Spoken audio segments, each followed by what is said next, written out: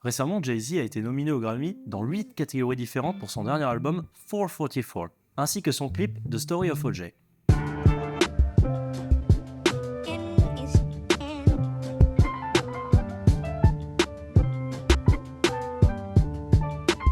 Le clip se passe du côté de Brooklyn, chez J-Bo, personnage incarné par Jay-Z, qui nous décrit une Amérique du début du XXe siècle, une Amérique sale, très capitaliste et totalement raciste, en utilisant le style d'animation qui était très présent lors de cette époque et en faisant le parallèle entre le cartoon et la réalité des années 30-40. Le titre de la chanson fait référence à O.J. Simpson, un joueur de football américain qui a fait beaucoup de bruit dans une des affaires les plus médiatisées de l'histoire, ayant une grande influence sur la cause afro-américaine. I'm not black, I'm OJ.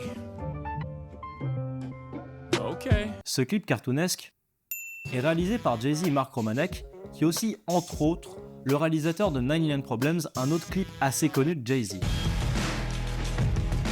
99 pounds, but a bitch ain't one. L'animation a été dirigée par Mike Roche et réalisée par le studio Titmouse, studio connu pour avoir fait des spots publicitaires pour Adult Swim, ou même des cinématiques de jeux vidéo comme celles de League of Legends et Diablo 3. Ce clip a la particularité d'être en 4 tiers, noir et blanc avec un effet sur pellicule, ce qui fait écho au cinéma des années 30, mais aussi symbolise le côté mélancolique, sombre et froid de cette époque. Fait anecdotique, Mark Romanek avait déjà utilisé le noir et blanc dans 99 Problems. Hit me. Yeah, it's 94 and my trunk is raw. In my rear view mirror. L'univers de Story of O.J. reprend et s'inspire des éléments d'animation des années 30-40. J-Bo est la plupart du temps au centre du cadre. Tout est animé à la manière d'un travelling arrière, avec un arrière-plan en 3D qu'on appelle le setback process. Technique apparue avec l'arrivée du rotographe, ou aussi appelé setback camera, un outil qui permettait de placer la caméra en face des celluloïdes devant une maquette 3D et animer l'arrière-plan. Même si Disney avait déjà créé la caméra multiplane qui apportait de la profondeur au cartoon, cette idée fut trouvée par Max Fleischer, une des grosses têtes de l'animation qui voulait apporter plus de perspective. Max Fleischer, c'est en gros, c'est un peu le créateur de Popeye et de Betty Boop, voilà, quand même le mec qui pèse quoi. On retrouve aussi la Rubber House Animation, une méthode d'animation qui consiste à rendre l'univers et les personnages flexibles comme des tuyaux en caoutchouc. Mais c'est pas un tuyau en caoutchouc, ça, c'est le truc de mon aspi, ça. Pourquoi tu m'as donné ça? En effet, les personnages et les décors sont animés en rythme avec la musique. Un peu comme ça, quoi. Now I ain't tryna see no highway chase with Jake. Plus I got a few dollars I can fight. Les personnages portent des gants, mais ça, c'est tout à fait normal. Dans tous les cartoons, on a cette règle qui est présente. Vox a fait une très bonne vidéo sur le sujet que je vous recommande, juste là. Voilà. Là, vous voyez ou pas? Non? Je sais pas.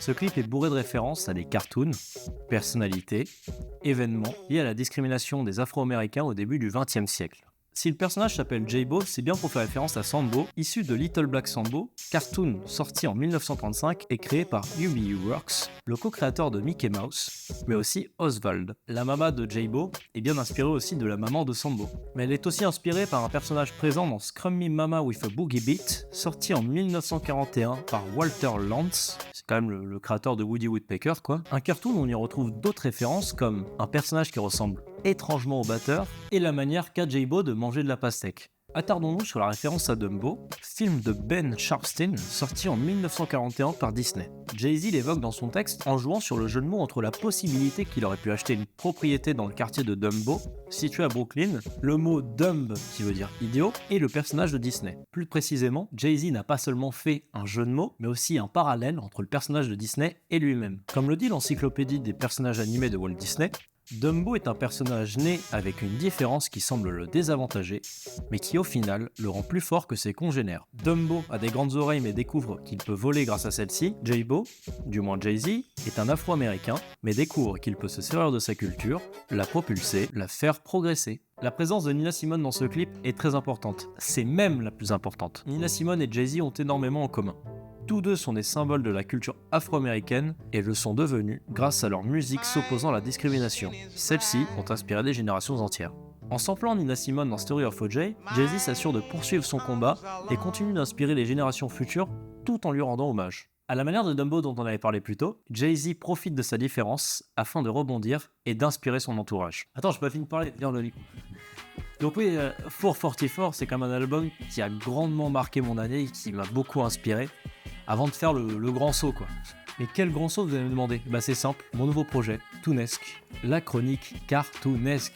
Donc si vous avez kiffé cette vidéo, tout ça, n'hésitez pas à liker, partager, vous abonner, tout ça, parce que c'est vraiment, c'est con, hein, mais c'est quelque chose qui motive en fait. Genre, même si bon, les chiffres c'est pas le plus important, la moula non plus, c'est quand même grave cool d'avoir des gens qui te soutiennent, qui sont là, parce que franchement, moi j'en ai grave besoin. Bon allez, moi j'y vais, j'ai des choses à faire, excusez-moi.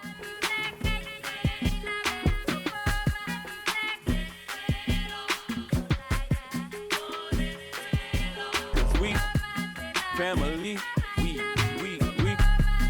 family. I feel like Ali.